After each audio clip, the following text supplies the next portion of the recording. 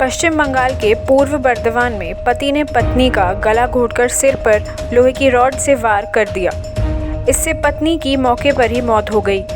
फिर आरोपी पति पुलिस के पास गया और आत्मसमर्पण कर दिया। मामला भातार थाना क्षेत्र के पनवा गांव का है। मृतका की पहचान मुमताज़ बीबी के रूप में हुई।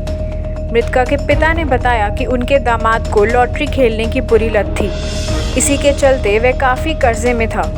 उसने कई बैंकों से लोन लिया हुआ था।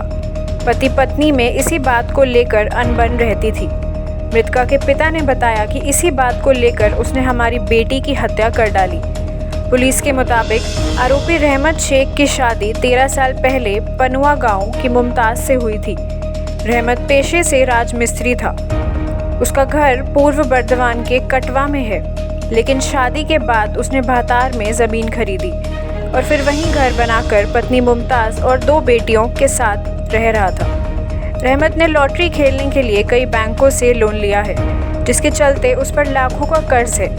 किश्तों के भुगतान को लेकर पति पत्नी में अक्सर लड़ाई होती रहती थी। रविवार को भी इसी बात को लेकर पति पत्नी के बीच झगड़ा हुआ, लेकिन बात इस हद तक बढ़ गई कि गुस्से में रहमत ने मुमताज़ का गला घोंट दिया। फिर लोहे की रॉड से उसके सिर पर वार कर दिया।